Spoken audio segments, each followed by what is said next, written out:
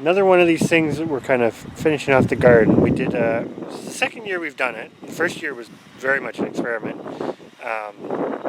This year, we're hoping it does a little bit better. But we're going to harvest our ginger and turmeric, which are not really crops that you typically would think to grow in Ontario. But we're going to see what we get from these plants. So yeah, should be interesting. They kind of are a little overgrown with nettles at the moment, but this bin here is our turmeric, which was doing really well until things cooled down a little bit. And most of the ginger has sort of died on the top. So Stephanie's removing all the nettles because she's the one with the gloves. Gloves that are full of holes. So Stephanie's got them all de-nettled. And basically I'm just gonna, this is where we had some eggplants. You can see it really settled a lot over the summer, so I'm just gonna add the dirt from these pots to this and see what comes out of the out of each clump. So here's number one of 12, because the first one was no good. Oops. Little guy. I have to use that one. You've got lots of roots. We'll admit we don't really know what we're doing here. Yeah, this is totally winging it. Totally an experiment. And I don't remember how big each one of these tubers was that we planted. This may have been a really small one because it didn't grow all that much. So there's our little bit of ginger from the first pot. This one already looks way more it has promising. a lot more growing in it. Oh, I missed a nettle there. Sorry, be careful.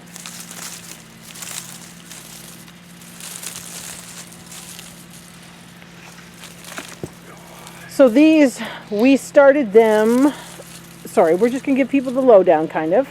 We'll probably do a video next spring on how we do this if it works. That looks really amazing.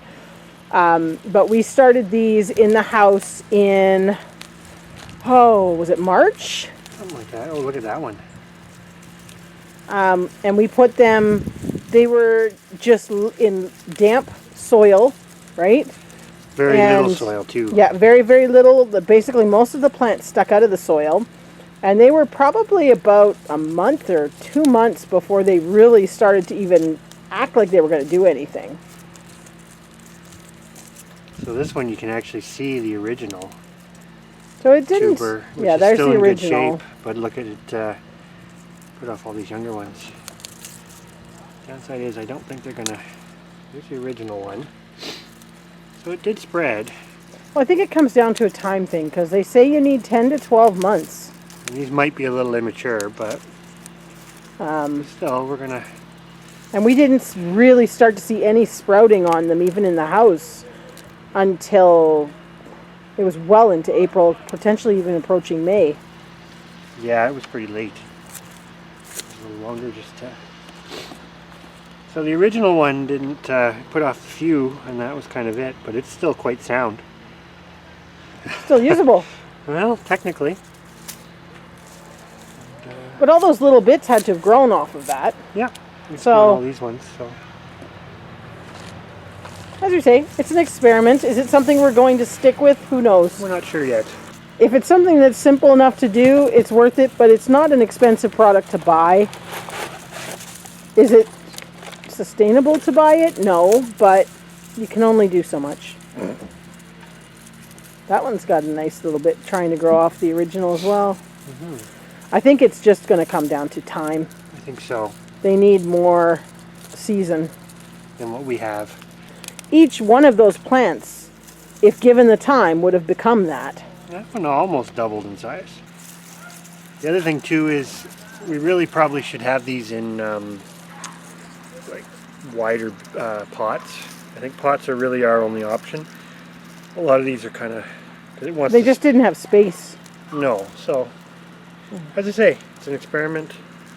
This one's an interesting one because we've really noticed quite a variation because we've been getting. Oh, these are the original tubers. But this one, if if you look, there's the original tuber, this piece here. It actually definitely doubled in size. And we've had one, I forget where it was, that I would have said tripled in size. But some of them, it depends. Like this was a larger tuber. Which came from this plant, which isn't finished We yet. haven't finished it yet, but this one's just interesting because that's what I would say is relatively substantial growth from a relatively small tuber. You can see it on the back there better. There's the original tuber. Try not to break them up too much. Oh, snap something. So that one did pretty good from the looks of it. The interesting thing is these original ones, now we haven't actually broke one open, they're still firm. I mean, they're in good shape from the looks I would of it. say, yeah, you'd be able to use these. Whether they would store long term, I don't know. Use them or even probably plant from them again if you wanted to do that. Yeah, you could potentially. Start them now. Here comes the big one. Hopefully it's not disappointing. This is our last one. It had the most greenery, so... Getting it out of here is going to be interesting. Now, is it all green and no root? Well, that is the question. We're about to find out. You can smell the ginger. They can't. I can. That's saying something.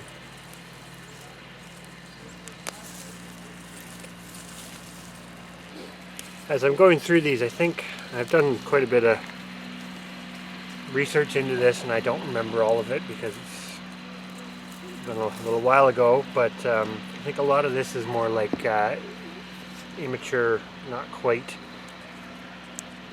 cured or ready to be harvested per se, but we're harvesting it so that it doesn't rot in the buckets because Yeah. that's just where we're at. Well, and some of these, the greens may have been okay that we could have brought it in, but most of them, the greens had died back, so... There's the original.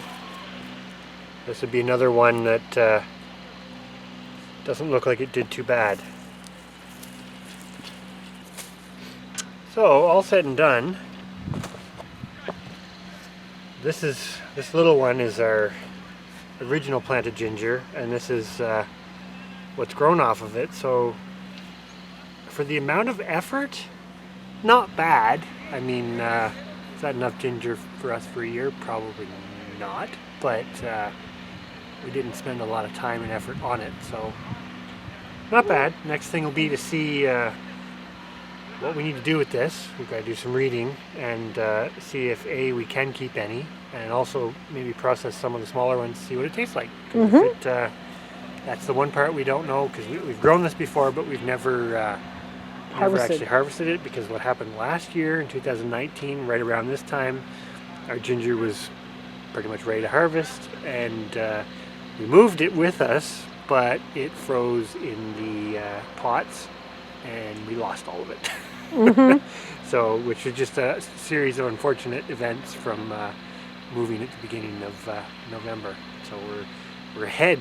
It's the 24th of October. So Yep. So we've harvested a week before we moved. Not bad. not bad. Are you doing the turmeric as well? Yeah, we're going to go on to the turmeric next. So next is our turmeric bucket. So we only had the one bucket. I just dump it and see what happens. We'll dump it and shake it all out. Oh, it's pretty heavy and pretty yucky in the bottom. But look at the roots it grew. This is the beauty of bucket planting. You can just dump it out. Well, this is true. Hopefully there's something in there. Hopefully. There's a lot of roots, but I'm not seeing any tubers yet. It's not looking like it did anything. No, it's looking like it. It's just roots. Just roots and no tubers. Could be an experiment that does not keep happening. It's kind of looking that way. Nothing's a full-on failure. It's just kind of a good to know. This is something I was kind of excited about, trying to get going, but And it's interesting because these ones, the tubers that did grow the plant, aren't there anymore. Like, they've rotted right down. Yeah. In comparison with the ginger that's left you with a tuber that you could possibly still do something with. Well, they pretty much all grew the same with these quite dense. I mean, there's some little tubers starting. But like you say, given that these were, given that, was it February? Mm-hmm. February and March we started them. We started to get them sprouting. At this point, given the time, and it wasn't a lot of time invested, but it's a lot of time with the plants. I would say the ginger was by far the better producer. Well, and for us, the ginger is something that it would be nicer to be able to produce because it's something that we use a lot more of than turmeric. You can't grow everything. No. Some stuff we're just going to have to buy. The spices are often something that, you know, most people just go, no, I'm going to have to buy that. And so it's nice to challenge yourself to see if you could grow it. Kind of in closing on this little experiment, the turmeric grew beautiful foliage, but didn't really, grew quite the root network, but didn't really seem to grow the tubers, which could be time, could be a lot of factors for that. But it was started ahead of our ginger. And the ginger, I would say, it's hard to tell, but to eyeball it, we've probably doubled what we planted. Yeah, well, we've produced the same again. Yeah, so you've got your original plus, but so not unhappy with that. And I think with the addition of our greenhouse, that's something we probably can make a go of next year. I think so. I think we just choose one or the other because space in the greenhouse is going to be at a premium, and I think turmeric's going to lose. The choice has been made for us because we don't have anything to replant from the turmeric. So yeah.